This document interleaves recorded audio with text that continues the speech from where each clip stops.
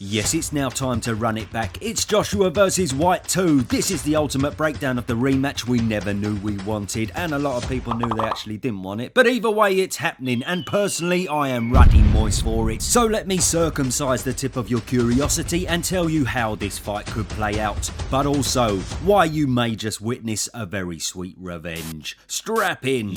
Yes, so the heavyweight division has now come to life. Hallelujah. I said a couple of videos ago you may not see any of these fights taking place, and once again I was talking my top tier regular bollocks, so well done me. Yes, anyway, to be fair, at one point it was looking like AJ would be fighting an opponent we really couldn't get frothy for. It was nearly AJ versus Cavaliel. There was mention of AJ Wallin, and even mention of AJ versus unknown heavyweight Matt Russ. Yeah, you may not have heard of him actually, but here's some footage of him and AJ sparring. Yeah. Superb. Bloody hell. I mean, I don't know if they're trying to cut back on spending in the AJ camp, but you'd have thought they could afford a fucking punch bag. Anyway, there we go. So let's quickly rewind to where it all started. And,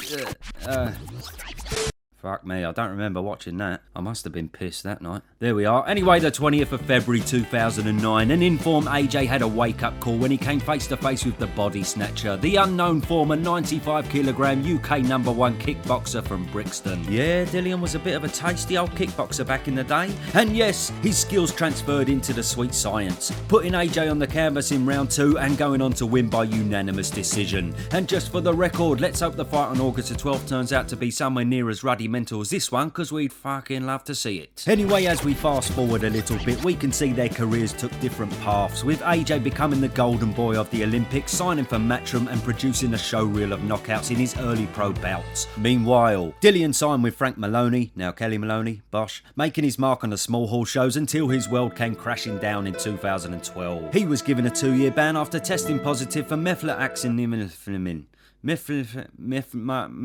This drug, and was forced to watch from the sidelines as his former opponent carried on his glittering career. But he then returned with a bang in 2014, producing 7 straight knockout wins, landing himself a challenge for the British title against the now almost superstar AJ. And, well, how can we forget this absolute cracker? Dillian lost his blob after round 1, the ring was carnage, AJ's chin was tested for the first time in round 2, but he recovered, and the body snatcher was ground down throughout the following rounds, having mild success, but ultimately discovering he was now a level below AJ. Then this absolute peach signalled the beginning of the end, and it was what we now know to be Dillian's nemesis, the dreaded uppercut that stuck the nail in the coffin. Good night. So then, let's not beat about the hairy bush, let's bring it up to the present day. The press conference is done. Nice of Dillian to fucking turn up this time. But yes, since that night at the O2, their careers have moved in very different directions. AJ becoming a 2-time world champion, and Dillian falling short of this accolade against Tyson Fury.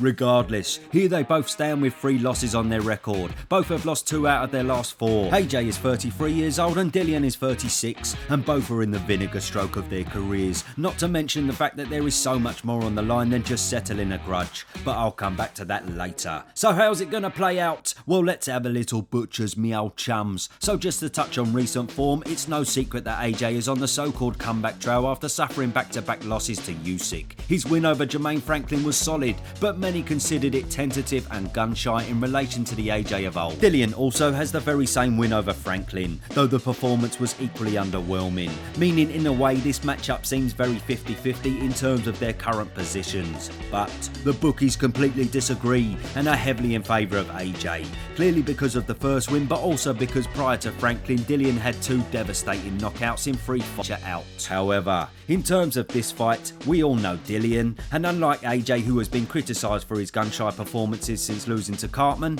a knockout has never deterred the body snatcher. He's never been fazed about what is coming back at him, and he will stick to the same old game plan. That game plan being, well, I'm just going to stick behind the jab, I'm going to move around a lot, move my feet, I use all the ring, I'm going to sting like a butterfly and float like a bee. No bollocks, I'm only joshing. His game plan is smash bang wallop. He'll be simply looking for the knockout, whether that be in round 1 or round 12. Skill wise though, he does have an underrated jab, but it is that lethal power in both hands that always makes him dangerous. Although being an orthodox, the left hook has given him tremendous success over the years, and this of course was the punch that wobbled AJ originally. originally. So expect to see nothing unusual from Dillian. The knockout would purely be his goal, and given the rivalry of the two, he will want the bragging rights of destroying AJ via stoppage more than anything. And now what about AJ? Well, the superstar is not the same loose carefree fighter that originally fought Dillian at the O2, and going off his recent performances, it's hard to see how he will learn to beat his demons to put himself in harm's way like he used to. I mean, I'm pretty sure mattresses don't hit back, so I don't know how that's gonna fucking help. But to be fair, judging by interviews and recent footage, he does finally look to be in a good place with his trainer Derek James. The difficult period he went through when the relationships broke down with Rob McCracken and Robert Garcia seems to have diminished, and this could mean his confidence has risen significantly. But yes, here is the most important thing. Due to the magnitude of this fight, due to his need to prove to the world he is still a force of the heavyweight division, here's why I said this could be a sweet revenge. Yes, it was nothing to do with Dillian revenge in the first pro fight. The AJ we see in this fight could be him getting his own revenge on everyone. Now let me explain. So because he now has the label of being gun shy, because he has lost that image of the knockout artist, we may just see a more explosive AJ, looking to get revenge on all the naysayers. Yes, the Frotchis of this world who have now almost completely written him off. I don't think Anthony Joshua is a natural fighter. He's not brave. He's almost like the lion out of Wizard of Oz. I don't think Joshua's got more than one fight left in him. And with the Deontay Wilder fight looming, should he be victorious, AJ knows an undeniable statement is needed. He has always started relatively sheepishly, working out his opponent in the first couple of rounds, but once he can get an understanding of what's in front of him, unlike in his recent performances, we may just see him put it on Dillian as he did the first time round, knowing that he categorically needs to for the Deontay Wilder fight to make any sense. But due to the nature of Dillian, AJ absolutely will at some point be dragged into a toe-to-toe war, and he will have to come through adversity. Though with his speed and power, and with Dillian showing much more of a decline than himself, he should be the one to come out on top with these exchanges. But make no mistake, I sound like bloody Bellew, don't I? But make no mistake. Yes, make no mistake, and this is the beauty of this fight. It's not guaranteed that he will come out on top, but I'm telling you now, you can bet your bumhole he'll be baying for blood, looking to silence the doubters, and certainly looking for that uppercut all night. Oh yes, and yes, we all know how effective the uppercut can be in boxing, as Tyson Fury demonstrates here.